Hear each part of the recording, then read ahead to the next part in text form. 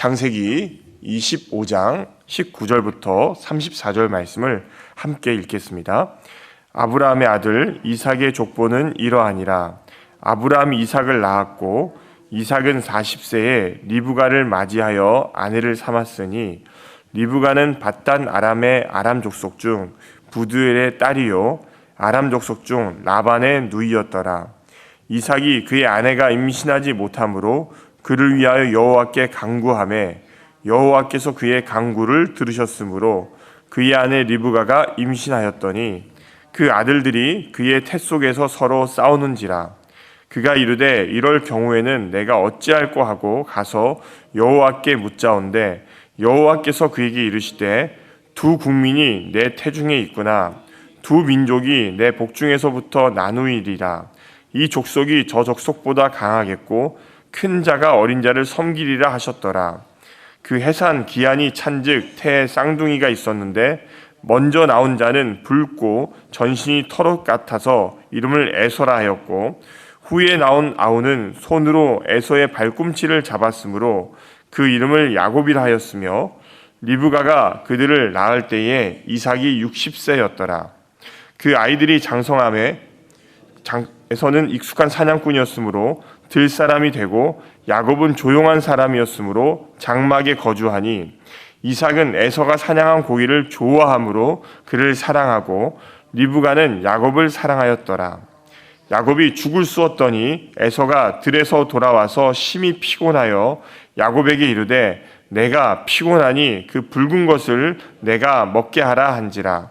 그러므로 에서의 별명은 에돔이더라.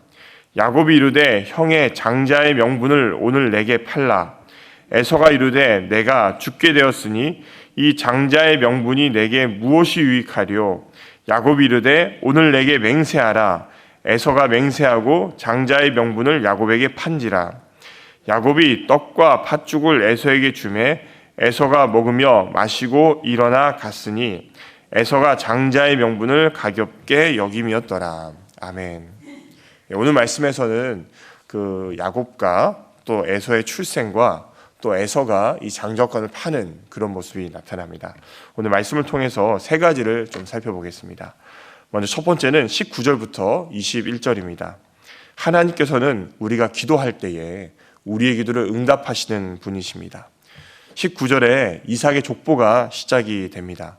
그런데 이 족보를 보면은 이삭의 이야기보다는 야곱의 이야기 같이 이렇게 보입니다. 아마도 그 야곱의 언약이 성취되기 때문에 그것을 강조하기 위해서 이렇게 기록하지 않았는가 볼 수가 있습니다.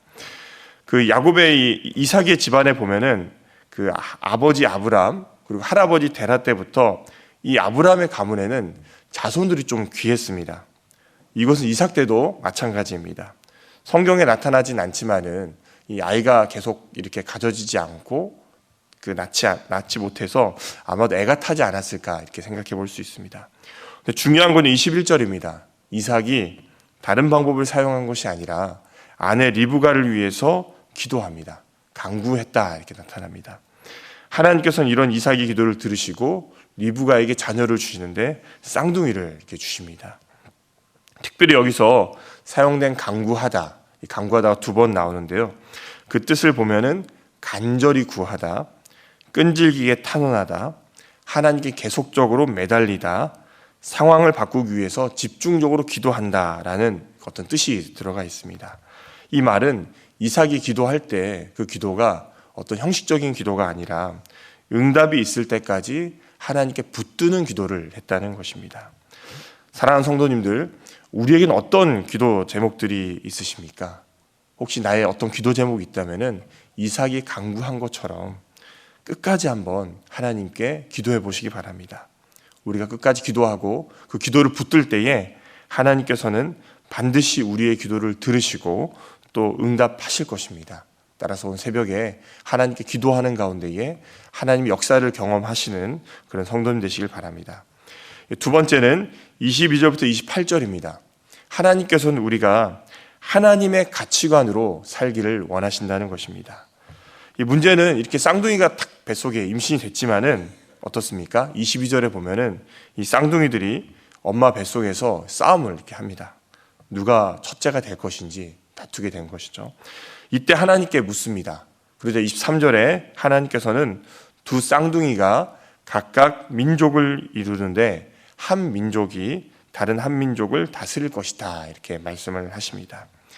24절에서 28절에서는 쌍둥이에 대해 나타납니다. 이 첫째는 태어났을 때에 붉고 털이 많았습니다. 그래서 이미 털이 많다는 것은 만들어졌다, 완성됐다는 의미가 있었기 때문에 그런 뜻을 가진 에서라는 이름을 짓게 되고, 둘째는 이 형이 빨리 나오지 못하도록 그 발목을 잡았다 해서 발꿈치, 그리고 뒤따르다는 의미에서 야곱이라 이름을 이렇게 짓습니다. 이렇게 태어난 두 사람은 다른 삶을 살아갑니다. 27절에서 28절에 보면은 에서는 뛰어난 사냥꾼이 됩니다. 그래서 아버지 이삭에게 사랑을 받는 그런 자녀로 살게 되고, 야곱은 장막에 거주하면서 어머니 리브가의 사랑을 이렇게 받습니다.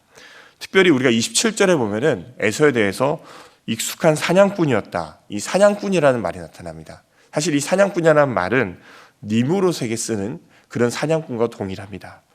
어떻게 보면 이 에서는 그 당시에 니무롯은 그 능력을 가진 사람이거든요. 그 사냥꾼으로서. 어떻게 보면 에서는 세상 사람들이 볼 때에 굉장히 원하는 사람, 또 능력을 갖춘 사람이라고 볼 수가 있습니다. 그런데 중요한 것은 하나님께서는 에서를 통해서 이 언약을 이루신 것이 아니라 야곱을 통해서 언약을 이루셨다는 것입니다. 사랑하는 성도님들, 이 세상적인 평가로 본다면은 사실은 니므롯과 같은 에서가 이 언약을 이어가는 것이 맞습니다. 그러나 그것은 세상의 기준입니다. 하나님의 기준은 다릅니다. 하나님께서는 이 야곱을 통해서 언약을 이어가셨습니다. 사실 우리가 세상 속에서 살아가기 때문에 우리의 기준도 때로는 이 세상의 기준이 될 때가 참 많은 것 같습니다. 그리고 그 세상의 기준이 교회 안으로도 들어와서 교회 안에서도 하나님의 기준이 아니라 이 세상의 기준으로 사람을 평가할 때가 있진 않은가, 간혹 그런 것이 있지 않는가 조심스럽게 생각이 됩니다. 그런데 하나님께서는 니므롯과 같이 어떤 세상에 좋은 평가받는 사람을 원하는 것이 아닙니다. 하나님께서는 하나님의 뜻을 행하는 사람, 하나님의 가치관으로 살아가는 사람, 그리고 하나님의 생각으로 살아가는 그런 사람을 원하신다는 것입니다. 따라서 이 하나님을 기억하시면서 오늘 하루도 기도하실 때, 하나님, 세상의 평가에 제가 목마르며 살아가는 것이 아니라 하나님의 평가를 기준으로 두고 하나님 보시기에 바르게 살아갈 수 있도록 도와주옵소서. 또 세상 사람들이 나를 어떻게 평가하고 어떻게 결정짓든 간에 그것이 중요한 것이 아니라 하나님 제 마음을 아시는데 하나님의 평가, 하나님의 마음에 귀 기울이고 그 하나님의 인정으로 만족하며 사는 삶을 살게 해달라고 이 시간 기도하는 그런 시간 되면 좋겠습니다. 마지막으로 29절부터 34절입니다. 하나님께서는 우리가 눈앞의 일이 아니라 먼 미래를 보기를 원하신다는 것입니다. 29절부터 34절에서는 에서가 장자권을 판 그런 이야기가 나타납니다. 이 이야기를 참 많이 들었던 것 같습니다. 어렸을 때 주일학교에서 선생님들이 설교하실 때 되면은 이 말씀으로 설교를 많이 하시고요. 그래서 한 번씩 배고플 때 동생이 뭔가를 주려고 하면은 안 먹었던 그런 기억도 있습니다. 예, 왜냐면 뭐 이게 뺏으려고 하는 게 있어가지고 이 말씀 생각하면서 안 줘야지 해서 그런 추억도 있는데요. 아무튼 29절부터 30절에 보면은 야곱이 죽을 쑤었습니다. 근데 에서가 들에서 돌아왔는데 심히 피곤하고 배가 많이 고팠습니다. 그래서 야곱에게 야곱아, 그 죽을 나한테 좀 줘. 이렇게 죽을 달라고 이야기를 한 거죠. 그러자 31절에 야곱은 에서에게 장자의 명분을 팔라고 이렇게 얘기합니다. 이 당시에 사실은 이 장자의 명분은 굉장히 중요했습니다. 왜냐하면은 유산을 이렇게 상속을 받을 때에 장자가 다른 형제들의 2배로 재산을 물려받을 권한이 있었기 때문입니다. 그래서 야곱은 이 장제에 대한 욕심이 많았고 뱃속에서부터 이 욕심이 있었는데 나오고 나서도 이 욕심을 갖고서 야곱에게 이 에서에게 장자의 권리를 달라 이렇게 얘기를 한 것입니다. 32절부터 34절에 보면 에서는 지금 당장 자기가 배가 고파 죽을 지경인데 먼 미래에 아버지가 남길 유산이 뭐가 유익하겠냐 하면서 야곱에게 맹세하고 야곱으로부터 떡과 죽을 받아 먹습니다. 여기서 34절 말씀을 보면은 먹고 마시고 일어나서 갔다. 이 네 가지가 동시에 나오거든요. 이 말은 그 에서가 이 장자권을 경시하고 죄책감이나 미련도 없음을 이렇게 보여주는 그런 말씀입니다. 결국 에서가 이렇게 행동한 것은 왜 이렇게 행동했을까요? 그가 눈앞의 것을 쫓았기 때문입니다. 사랑하는 성도님들, 하나님께서는 이 말씀을 통해서 우리에게 꼭 말씀하시는 것 같습니다.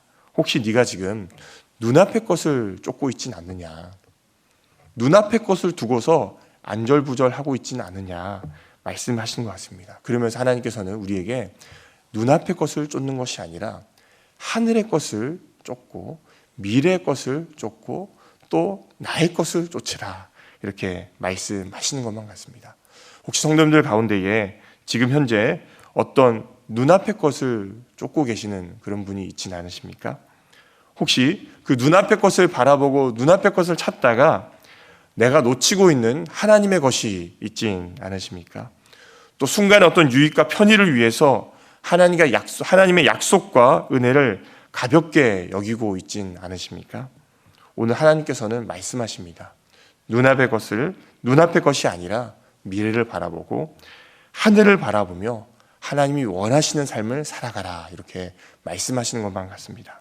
따라서 이 말씀을 기억하시면서 기도하실 때 하나님, 제가 눈앞의 것을 쫓는 그런 사람이 아니라 하나님의 것을 쫓을 수 있도록 도우시고 눈앞에 있는 현실만 바라보는 것이 아니라 정말 미래, 하나님께서 나에게 펼쳐주실 그 앞으로의 삶을 보는 눈을 가질 수 있게 해달라고, 그 마음을 가질 수 있게 해달라고 기도하시고 그 하늘의 것을, 하나님의 것을 바라보시는 모든 성도님 되시기를 간절히 소망합니다. 기도하겠습니다. 하나님 아버지 감사합니다. 오늘도 창세기 말씀을 통해서 은혜 주심을 감사드립니다. 우리가 하나님께 기도할 때에 이삭의 간구를 들으시고 응답하신 것처럼 우리의 기도도 응답하여 주시옵소서. 또 세상은 니므롯과 에서와 같은 사냥꾼을 원합니다. 그리고 우리도 때로는 그런 사냥꾼이 되고 싶은 마음들이 참 많은 것 같습니다. 하지만 하나님께서 원하시는 것은 그런 사냥꾼이 아닙니다. 하나님의 말씀을 지키는 사람, 하나님의 뜻을 따르는 사람, 하나님께 순종하는 삶입니다. 하나님, 이 하나님의 원하는 가치를 따를 수 있도록 도와주시고 우리 마음에 감동을 주셔서 하나님 마음에 합당하게 살아갈 수 있도록 은혜를 내려 주옵소서. 또 하나님, 우리가 순간의 유익과 편의를 위해서 하나님과의 약속과 은혜를 가볍게 여기는 모습은 없습니까? 눈앞의 것 때문에 하늘의 것을 바라보지 못하는 우리의 시야가 있지는 않습니까? 하나님, 하나님을 바라볼 수 있도록 도우시고 하늘을 바라볼 수 있도록 도우시고 먼 미래를 바라볼 수 있도록 도와주셔서 하나님의 뜻대로 살아가는 그런 우리가 될 수 있도록 인도하여 주옵소서.